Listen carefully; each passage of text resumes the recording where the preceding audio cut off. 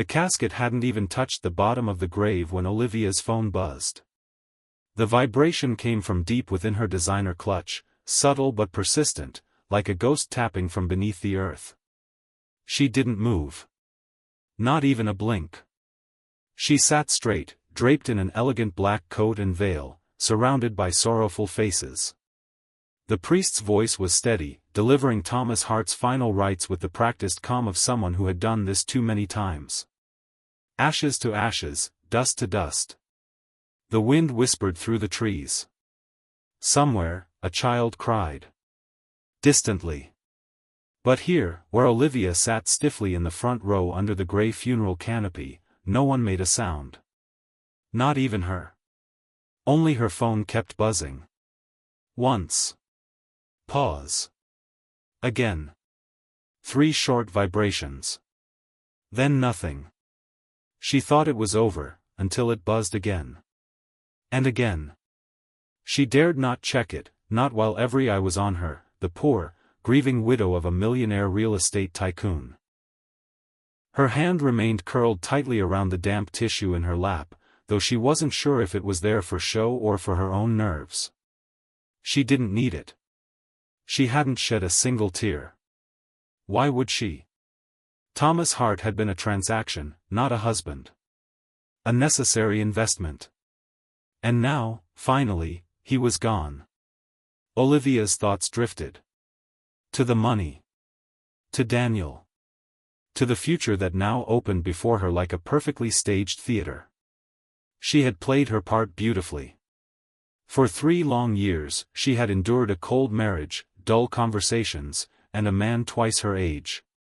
And when he finally took that fateful fall down the marble staircase, everything had unfolded just as they'd planned. Emergency responders came too late. The autopsy confirmed head trauma. No drugs, no foul play. A tragic accident. Perfect. Except for the buzzing phone. The 6th time it vibrated, she couldn't ignore it anymore. Her fingers tightened slightly on the purse. Just one glance. Just one peek after the priest said amen. And yet, there it was again. Buzz. Her jaw clenched. It wasn't Daniel. He'd have never messaged her at the funeral. He was here, in fact, just 20 feet behind her, disguised as another mourner in a charcoal suit and dark sunglasses. Nobody knew they were lovers. Nobody knew he'd helped orchestrate this from the beginning. But now, this call. Something was wrong. She managed to hold it together until the service ended. As the mourners dispersed, she offered hollow smiles, short hugs, and mechanical gratitude. The moment she reached her car, a sleek black Audi parked discreetly by the far curb, she opened her clutch and pulled out the phone. A single message blinked on the screen. Unknown number. This is State Guardian Insurance. We need to speak urgently regarding Mr. Thomas Hart's life insurance policy. Immediate action is required. Please call back. Her fingers went cold. Her eyes scanned the words again and again, but they didn't change.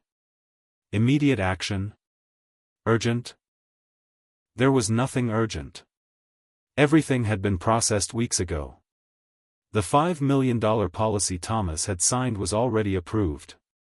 Premiums paid. Documents filed. Daniel had reviewed every detail.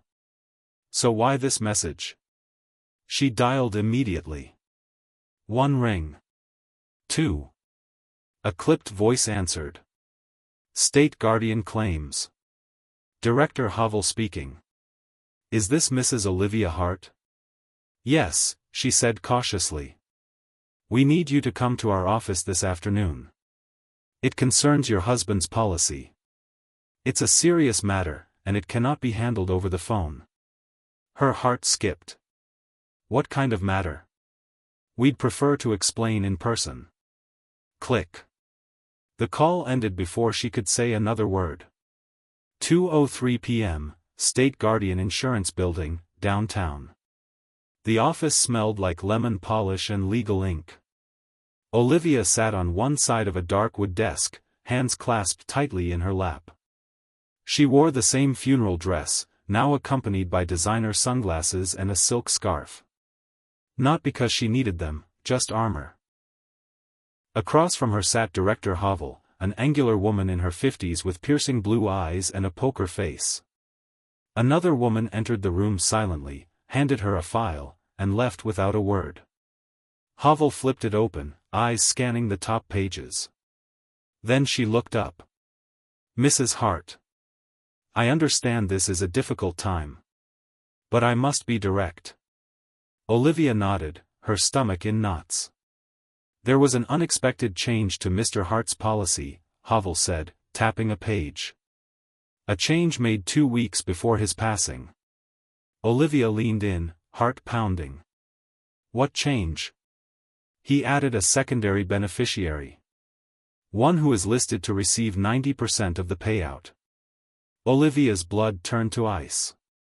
90%, she repeated, barely above a whisper. "Yes," Havel said evenly. "The remaining 10% is left to you." "This must be a mistake," Olivia said quickly. "There's no one else. Thomas didn't have any children. He told me that himself." Havel slid the file across the desk. A single name stared up at Olivia in bold black type. Sophie A. Hart. Relationship to policyholder, daughter. The word felt like a slap. "Daughter?" "No," Olivia murmured. "That's impossible. He had no family. His sister died last year. His parents are gone. He never mentioned a Sophie." "He filed this change electronically through our secure portal," Havel interrupted.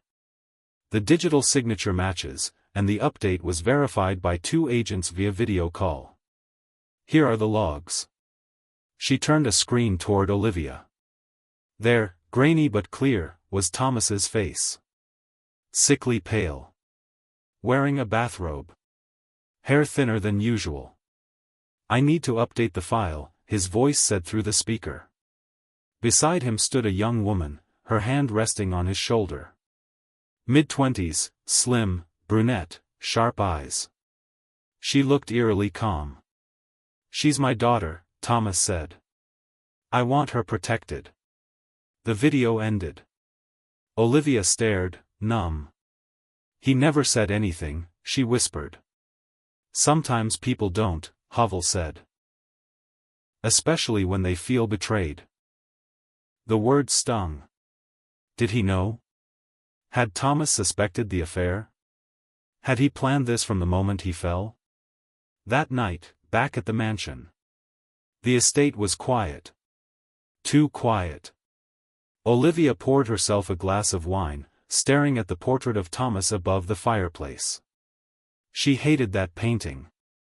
He had it commissioned during their 2nd year together. "To remind you of your blessings," he'd joked. She never laughed at that. Her phone buzzed again. This time it was a picture. From the same unknown number. A grainy image. Thomas sitting at his desk. That same young woman beside him, Sophie. Only this time, the image was dated 2 months ago. Before the fall. The message beneath read. She knew everything. Olivia dropped the phone. She rushed to the kitchen and grabbed her burner phone, the one she used for Daniel. He answered on the 2nd ring. "You saw it?" he asked, his voice tight. "She exists," Olivia breathed. "Her name is Sophie. She got the money."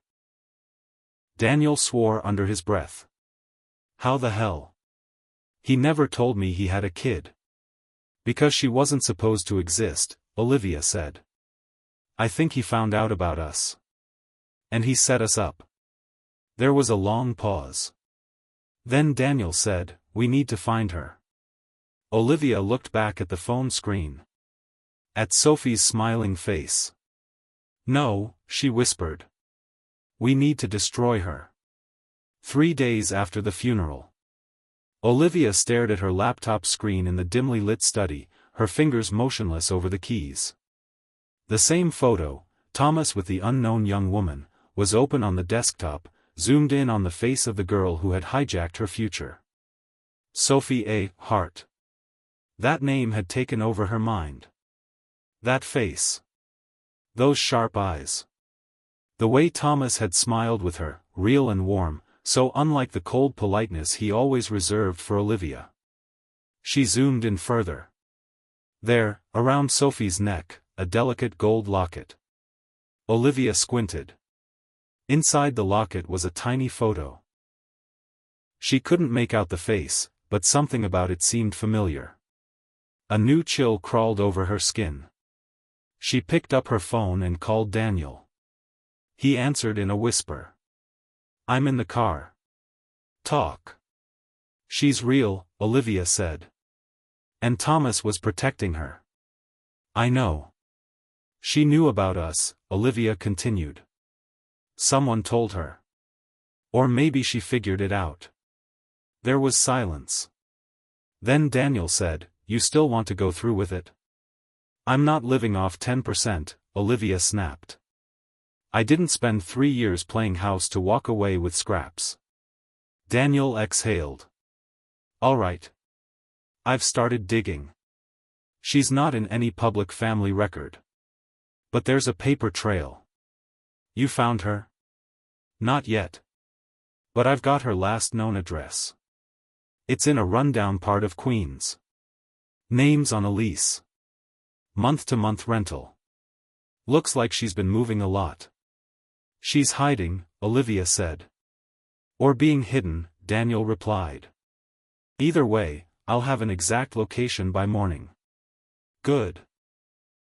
Olivia's voice darkened. "I want to meet the girl who thinks she can steal my life." Next morning, Queens, New York. The building was a crumbling 3-story structure with faded red bricks and rusted fire escapes. Paint peeled from every window ledge, and a single grocery cart leaned abandoned at the bottom of the steps. Daniel stood outside in a worn hoodie, sunglasses masking his sharp features. He looked up at the second-floor window. The curtain shifted. Just slightly. "She's home," he murmured into his earpiece. Third window on the left.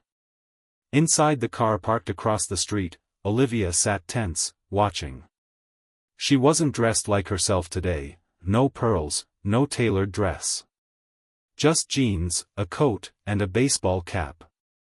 She hated how ordinary she looked. But she wasn't here to be seen. She was here for answers. Daniel walked up the steps and rang the bell. Nothing. He waited, then rang again. A pause. Finally, the door creaked open. A girl, slim, dark hair in a messy bun, a wary expression on her face, peeked through the chained gap. "Yes?" "Hi," Daniel said smoothly. "Sorry to bother you. Are you Sophie?" Her eyes narrowed. "Who's asking?" "I'm an old friend of Thomas Hart. I have something for you." The door slammed shut. He knocked again. "Wait, please. Just talk to me." From the car, Olivia cursed under her breath. Amateur. A minute later, the upstairs window cracked open. "Leave," Sophie called out, voice steady. "I know who you are." Daniel froze. "Excuse me? You're not from my father's past. You're from his mistake." With that, the curtain dropped. The window slammed shut. Later that night. Back in the hotel suite, Daniel paced.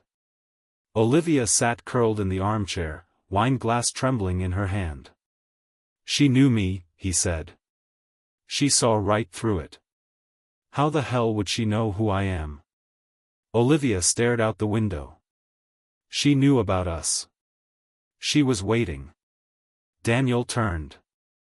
"We need a different approach." "She's hiding something," Olivia said. "She's too calm." "You think Thomas told her everything?" "I think he left her more than money." Daniel looked uneasy. "If she has evidence, texts, photos, a recording. We're finished, Olivia finished. No payout. No escape plan. They sat in silence for a long moment. Then Olivia stood. We go back. Tomorrow. Together. No lies. Daniel raised an eyebrow. And if she slams the door again? Olivia's expression was ice. Then we break it down. The next day, confrontation. This time, they didn't ring the bell. They waited until the building emptied out for work, then slipped inside behind a mail carrier. The hallway smelled of old cigarettes and cooking oil. Olivia wrinkled her nose. They climbed the stairs silently. Door 2B. Daniel raised a hand to knock, but the door was already open. Just an inch. Unlocked. They exchanged a glance. Then pushed. The apartment was empty. Quiet. Until a voice called out. You shouldn't be here.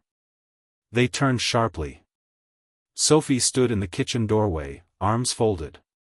No fear in her face. Just steel. You're trespassing, she said. That's a crime. So is fraud, Olivia snapped. I want to know who you are. I told the insurance agency. I'm Thomas's daughter. You're lying. Sophie stepped forward. No. He raised me. Kept me secret because he was ashamed. Of what? Olivia demanded. Of you, Sophie said flatly. The words hit harder than Olivia expected. Daniel moved forward. Listen, Sophie. We don't want trouble. We just want. The money? Sophie interrupted. Too late. It's frozen. I haven't touched a cent. Olivia blinked. Why? Because I know what you did. Olivia stepped back slightly. Excuse me? I know what happened the night my father fell, Sophie said.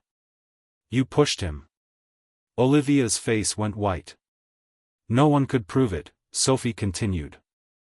But I don't need proof. I have something better. She reached into a drawer and pulled out a small black device. A recorder. Daniel's face paled. Sophie pressed play. Thomas's voice. If you're hearing this, I'm already dead. I suspected Olivia for months. The phone calls. The whispers. The nights she left my side. If I'm gone, find Sophie. Give her everything. She's the only one I trust. Sophie hit stop. You see, she whispered. He knew. Olivia lunged for the recorder. But Sophie was faster. She stepped back. I sent copies to my lawyer. And the insurance company. Daniel swore. Sophie smiled coldly. You wanted to steal everything. But now, you've got nothing. Except secrets. She stepped closer. You walk away now, she said quietly, or I press play in a courtroom. That night, back at the hotel. Olivia stared at the ceiling, silent. Daniel sat on the edge of the bed, head in hands. She has the upper hand, he said. For now. You want to fight this in court? No, Olivia whispered. I want to destroy her. Daniel looked up. How? She doesn't know I hired a private investigator before the funeral. To check for assets. That locket she wears, it has a face. I've seen it before. Who? Thomas's housekeeper. Years ago. They were close. Too close. Daniel frowned. You think she's not his daughter? I think she's someone else's. And I'm going to prove it. Daniel smiled for the first time in days. Olivia stood, jaw clenched. She stole my future. Now I'm stealing hers. 2 days later, Manhattan, Upper East Side. Olivia sat in a quiet corner of the Montclair Café, a polished white envelope between her manicured fingers. The envelope wasn't just thick, it was heavy with promise. She had barely touched her espresso. Her attention was fixed on the chair across from her, currently unoccupied. Her private investigator was 10 minutes late. That wasn't like him. She hated waiting. But if his findings matched what she suspected, this would all be worth it. Thomas Hart never mentioned a daughter for a reason. If Sophie was a fraud, Olivia had the power to rip her world apart. Her phone vibrated. A text. Outside. Parking now. Franklin. She exhaled. Moments later, Franklin emerged through the glass doors, a lean man in his 50s with tired eyes and a leather briefcase. He took a seat without a word, opened the case, and slid a folder toward Olivia. "This is everything you asked for," he said. Olivia's fingers twitched with anticipation. "Start talking." "The past, revealed." Sophie Amanda Hart, Franklin began, flipping through pages. Born February 3, 1999, registered in upstate New York under the mother's name, Marilyn Weaver. Olivia froze. That name. "Housekeeper," she whispered. "She worked for Thomas in his Ridgefield estate. Fired 8 years ago." Franklin nodded. "She left abruptly. 2 months later, she filed a complaint against Thomas for harassment and unpaid medical bills." Olivia's eyes widened. "That never went public." "It was settled privately," Franklin said. "Thomas paid a large sum. In exchange, she disappeared. No press. No police. But here's the twist." He pulled out a printed photo. It was Marilyn, holding a baby. The background, the kitchen of Thomas's old house. On the back was a handwritten note. "For Daddy, from Marilyn and Sophie." Franklin continued, "DNA tests are not on record, but circumstantial evidence suggests a long-standing relationship. Several wire transfers from Thomas to Marilyn over 10 years. And Sophie attended private schools, all paid under aliases." Olivia gripped the folder. "So she is his daughter." "Maybe," Franklin said. "Or maybe he thought she was. But I found something else." He pulled out another document. A hospital birth record. "Check the father's name." Olivia scanned it. Her mouth slowly opened. "Father, unknown." Franklin leaned forward. "If she were his, why not list his name?" "Because he never knew for sure," Olivia whispered. "Exactly," Franklin said. "And if we prove paternity was never confirmed, we could dispute her claim to the insurance." Olivia's heart started racing. "And what about Marilyn? Where is she now?" Franklin hesitated. "That's the other twist. She's dead. Died 6 months ago. Breast cancer. Left everything to Sophie, including a locked safety deposit box in her hometown." Olivia's eyes sparked. "I want what's in that box." Later that night, Olivia's hotel room. Daniel listened carefully as Olivia briefed him. "She lied to us," she said. "She kept her mother a secret. So, she's not even sure if Thomas was her father?" "Exactly. She's sitting on a fortune that might not be hers." Daniel paced. "But how do we get into the deposit box?" "We don't," Olivia said. "She does." He turned to her. "What are you planning?" She smiled coldly. "We make her believe something in that box proves her mother's lies. And we let her open it, with us watching." The next day, Sophie's apartment. Sophie didn't open the door at first. But after several knocks, and a carefully planted envelope Olivia had left under her door earlier, she called them. The meeting was tense. "I don't know why I'm even talking to you," Sophie said. Olivia handed her a copy of the birth certificate. Sophie scanned it. Her face didn't move, but her hand trembled. You see? Olivia said softly. He might not have been your father. Sophie stayed silent. And this, Olivia added, sliding the picture of Marilyn and the baby. Your mother worked for him. But she left. Why? Sophie swallowed. Because he broke her. He used her and threw her out.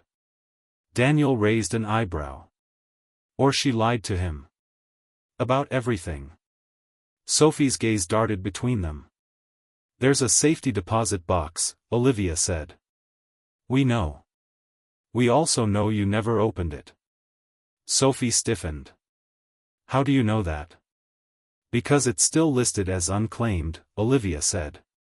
And we believe your mother hid the truth in there. Sophie didn't speak for a while. Then, to Olivia's surprise, she said, Take me there. Upstate New York, First Star Community Bank. The town was quiet. A gas station. A diner. A church with a broken bell. And at the corner, First Star Bank. Sophie walked in with trembling steps. Olivia and Daniel followed, giving her space but staying close enough to hear. She showed her ID, her mother's death certificate, and the key. After 10 tense minutes, the vault door opened. The clerk handed her a small, dust-covered metal box. She sat at a private booth. Olivia's eyes were locked on Sophie's hands as she turned the key and slowly opened the lid. Inside. A bundle of letters, tied in ribbon. A worn diary. And at the very bottom, a sealed envelope marked, to be opened only if you're in danger. Sophie stared. She picked up the diary. Flipped through it. Pages upon pages, handwritten, her mother's voice echoing from beyond the grave. Then the letters. Addressed to Thomas. Dozens. All returned, unopened. Finally, she opened the envelope.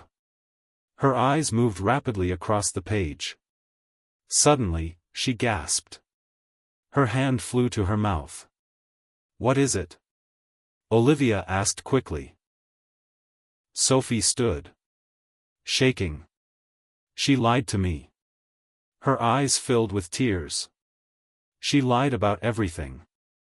And then, without another word, Sophie rushed out. Later, inside a diner nearby. Sophie sat across from them in silence. Her face pale, her fingers still clutching the letter. She told me he abandoned us, she whispered. Said he denied I was his. But the letter says he begged her to come back. Said he wanted to raise me.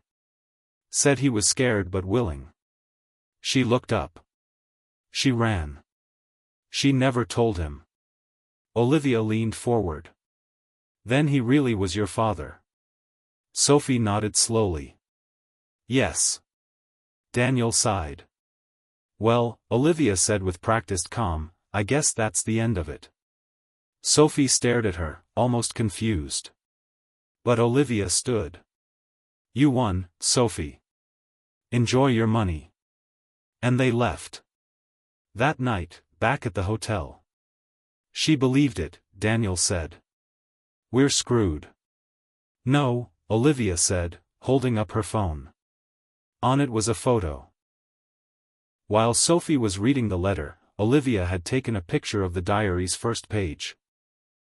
She may have Thomas's blood, she said, but she doesn't have his mind. Daniel leaned in. What now? Olivia smiled darkly. She doesn't know what's really in that diary. But I do. 2 days after the deposit box reveal, Manhattan Hotel Suite. Olivia hadn't slept. The city skyline outside her window glowed silver, but she didn't see it. Her eyes were locked on the photograph she had secretly taken, the one of the first page of Marilyn's diary, captured while Sophie was distracted reading her mother's final letter. The handwriting was crisp, elegant, and full of secrets. He told me he loved her first. He said the past would always haunt us. I never forgave him. I thought keeping Sophie from him would give me control. But I was wrong. Sophie was never fully mine. The girl she thinks she is not who she was born to be. Those last lines had haunted Olivia for 2 days. What did Marilyn mean? Who did Sophie think she was? Who was she? Later that morning. Daniel's hotel room. Olivia shoved the printed photo onto the table. Read that. Tell me I'm wrong. Daniel read the excerpt 3 times. So. Sophie isn't who she thinks she is, he finally said. Exactly. Marilyn may have raised her, but she wasn't hers. Or maybe not completely. Thomas might not be the biological father. Or, Olivia leaned closer, voice dropping, Sophie herself might be adopted. Switched. Something happened back then. Daniel rubbed his jaw. We'd need the full diary. She still has it. Daniel frowned. How do we get it? Olivia's eyes hardened. We wait for her to come to us. Meanwhile, Sophie's apartment. Sophie sat cross-legged on her living room floor, her mother's diary open on the rug, surrounded by letters, receipts, and old photographs. Some she'd seen before. Most she hadn't. There were pages about Thomas, entries filled with bitterness and longing. But there were also cryptic sentences. Mentions of a woman named Camille. References to a house fire in 2000. And a single name that kept reappearing in circled ink. Annabelle. Her mother never told her about anyone named Annabelle. She flipped to the next page. I still remember Annabelle's cries when they took her from the crib. Sophie was silent. I knew then they had switched them. No one believed me. But I knew my baby had brown eyes. Sophie's were green. Sophie dropped the book. Her hands trembled. Switched? Was she not, herself? Her phone buzzed. A message. No name. Just an image. A photo of the same diary page. The one Olivia had taken. Beneath it, a message. We both know you're not who you think you are. Meet me. Alone. No tricks. Her blood ran cold. An hour later, Public Park, Midtown. Sophie arrived at the bench exactly at 11 a.m. Olivia was already there, dressed simply, no Daniel in sight. Sit, Olivia said, not unkindly. Sophie sat but didn't speak. I read it, Olivia began. Your mother's diary. Or part of it. You took a picture, Sophie snapped. That's illegal. Olivia shrugged. So is fraud. Let's not pretend either of us are saints. Sophie narrowed her eyes. I'm not here to fight, Olivia said. I'm here to give you something. She slid an envelope across the bench. Sophie opened it. Inside, a copy of a birth record. But not hers. Name, Annabelle M. Weaver. Born, February 3, 1999, same date as Sophie. Mother, Marilyn Weaver. Father, unlisted. Hospital, St. Mercy General. Then another paper. A complaint filed by Marilyn. Suspected postnatal identity swap. Medical staff dismissed claim. Sophie blinked hard. What is this? Proof, Olivia said. Your mother believed the hospital switched her baby. You weren't Sophie Amanda Hart. You were Annabelle. Or maybe the other way around. Either way, you were raised under a false name. No, Sophie whispered. She never told me any of this. Because she didn't want you to find out, Olivia said. It would have meant losing everything. Including her version of love. Sophie clutched the papers. What are you trying to say? I'm saying you may not be Thomas Hart's daughter. And if that's true, none of the money is legally yours. That evening, Sophie's apartment. Sophie sat at her kitchen table, rereading the diary. There it was again. If they ever find out, they'll take her away from me. But I'll never admit it. Not to anyone. Even if it kills me. There were dates, too, doctor visits, conversations with nurses, even names of hospital staff. She started looking them up. One nurse had died. One retired. But a third, Elaine Crowley, still lived in the Bronx. Sophie didn't hesitate. She needed answers. The next morning, Bronx nursing home. The hallway smelled like bleach and loneliness. Sophie walked slowly, her heart pounding. Room 112. She knocked. "Come in," a soft voice replied. Elaine Crowley was now in her 70s, her hair white, her eyes dimmed but alert. She looked up from her knitting. "I don't get many visitors," she said. "Sophie Saturday, I'm not here for small talk."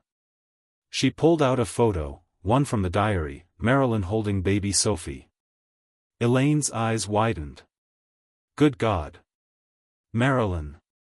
You remember her?" "I remember everything," Elaine whispered. "They tried to make me forget. But I couldn't." Sophie leaned in. "What happened at St. Mercy?"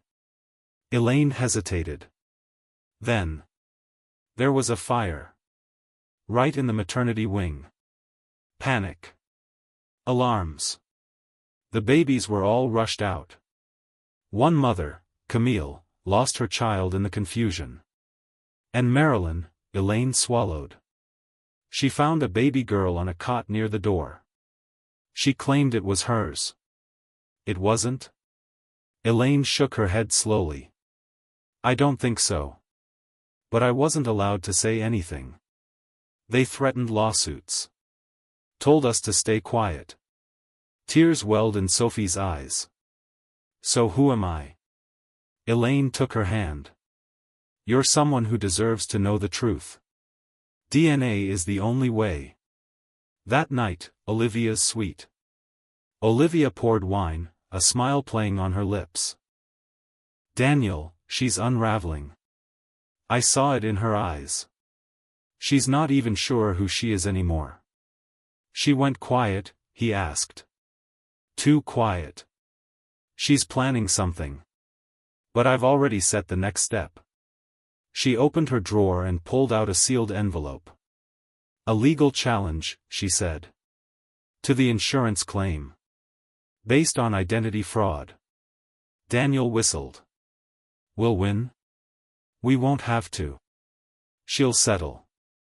She doesn't want this going public." Daniel leaned closer. "And if she refuses?" Olivia's eyes turned dark. "Then we expose everything. We destroy her." 6 days after the funeral, private DNA testing lab, Brooklyn. Sophie sat in the sterile waiting room, staring at the ceiling tiles. Each tick of the clock above her head hammered into her skull like a countdown. It had been 4 days since she submitted the test. Saliva swab. Sealed envelope. Express processing. This was the moment everything would be decided, not just her identity, but her future, her past, even her right to grieve. A technician emerged from the hallway, holding a thin white envelope with her name on it. "Miss Weaver," he said. She stood up, but before she could reach for it, her phone buzzed. Unknown number. The message was simple. "Don't open that." She blinked. Another message came instantly after. "Meet me behind the clinic.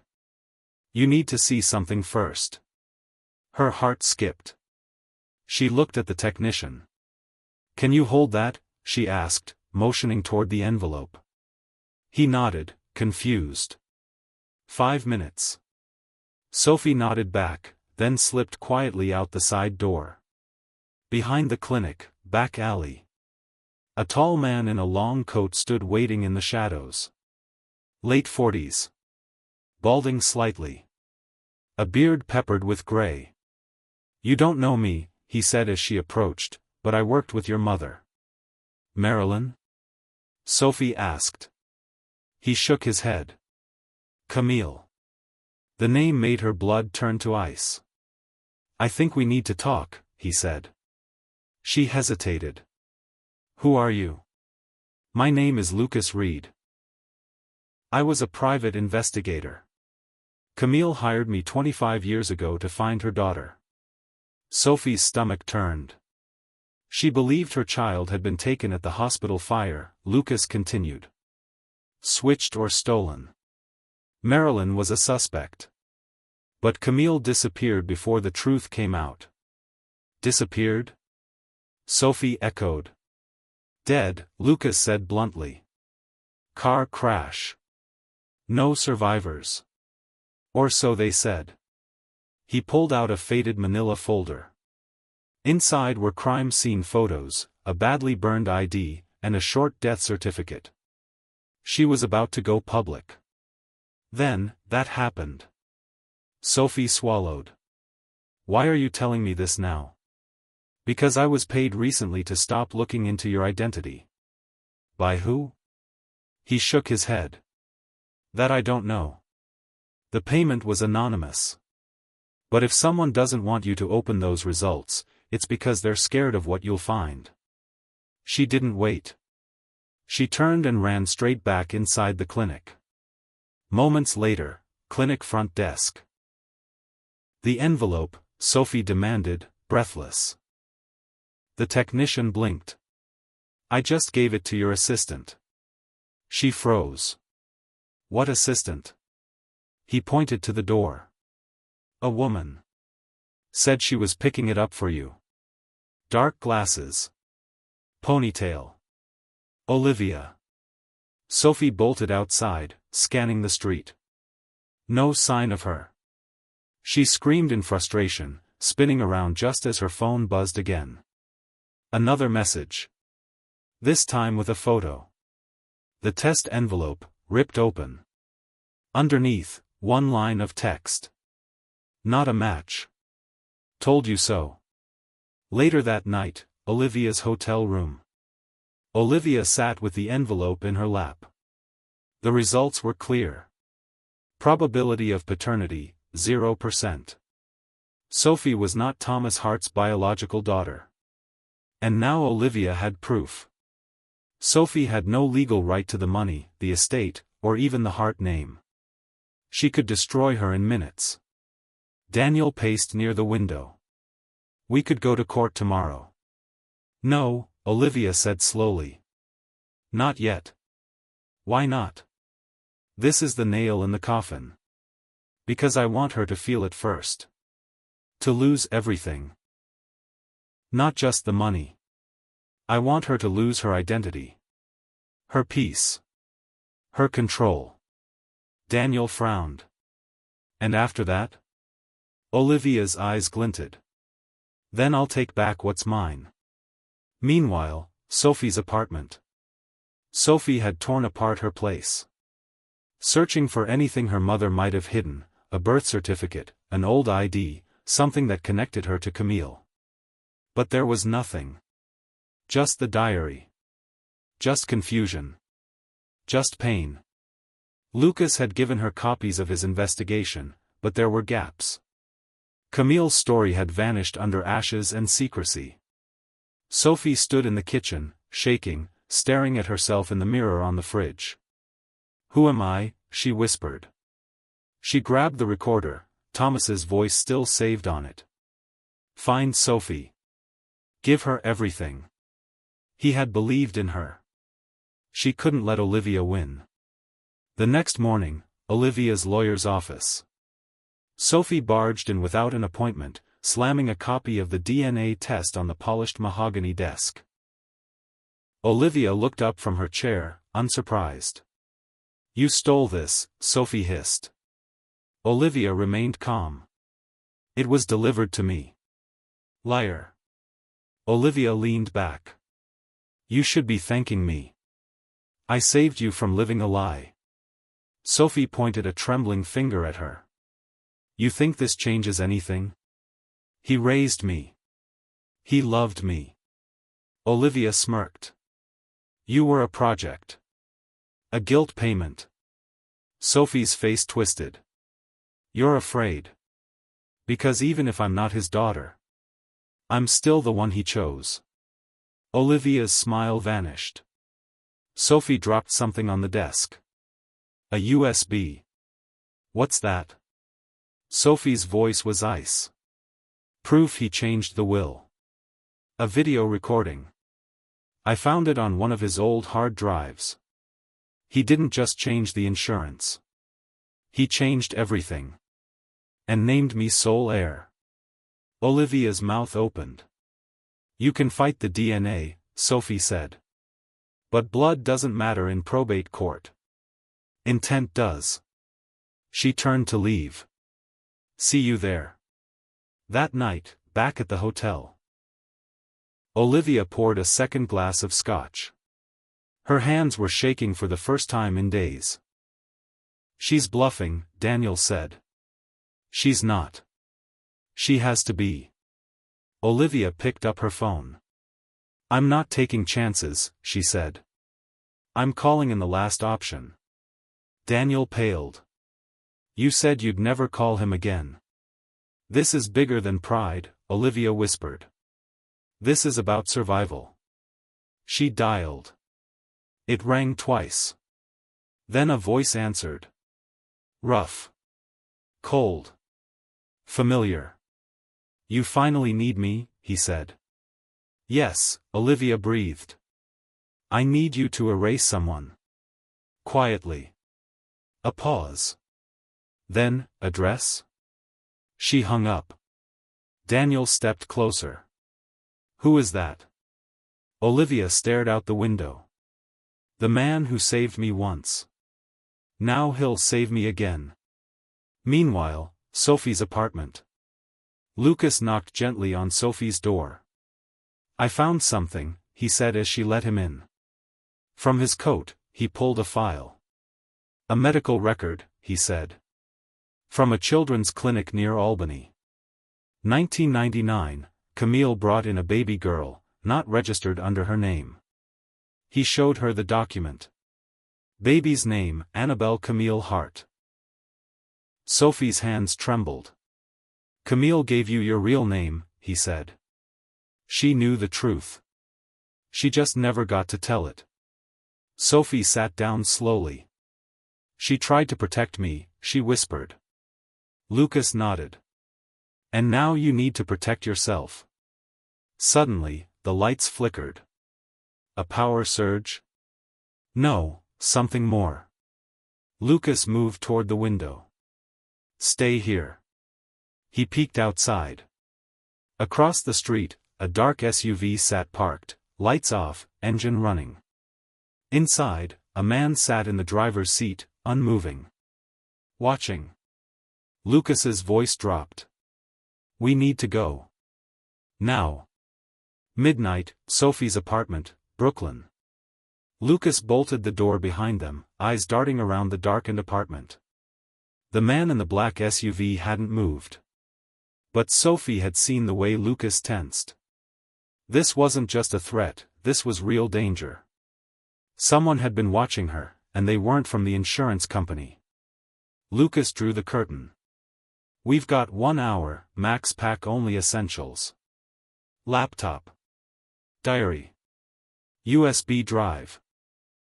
Sophie stuffed her things in a backpack, heart pounding. You think they'll come here? Lucas didn't answer. She knew what silence meant. Across the street, inside the SUV. The man didn't blink as he watched the lights shut off in Sophie's apartment. He held his phone to his ear. Olivia's voice came through cold and steady. She's leaving, she said. Tonight. With a man named Lucas Reed. Understood. Make it clean. No mess. I want the diary, the USB, and her gone. Click. He tucked the phone away and opened the glove compartment. Inside, a silencer. 30 minutes later, safe house in Queens. Lucas guided Sophie into an old garage apartment tucked between warehouses. It smelled of dust and old oil, but it was safe. He double-locked the door and motioned to a couch. "We lay low for the night," he said. "In the morning, we go to the courthouse." Sophie nodded. Her hands still trembled. She pulled out the USB drive. "This has the video Thomas recorded before he died." Lucas leaned in. "You watched it?" "Not yet," she said softly. "I was scared. But now." She plugged it into her laptop. The screen blinked. Then came Thomas's face, pale, sickly, but alert. "If you're seeing this, then I didn't make it. This will is my final decision. I've removed Olivia Hart from all assets. My insurance, my estate, everything, it goes to Sophie Weaver. She may not be my biological daughter. But she's my child in every way that counts. If she's being challenged, show them this. And to Olivia. I know what you did." Sophie gasped. Lucas leaned back, stunned. He knew. Sophie clicked pause. "There's more. Olivia, if you pushed me, if you even thought about it, know this, I recorded every conversation. I gave copies to my lawyer, my secretary, even my banker." The video ended. Sophie whispered, "He tried to protect me." Lucas shook his head. "This video alone will bury her." Sophie looked out the window. "I'm not afraid anymore." The next morning, Manhattan Supreme Court. Sophie and Lucas stood in line outside the courthouse, holding the USB, Marilyn's diary, and the sealed will Thomas had updated a month before his death.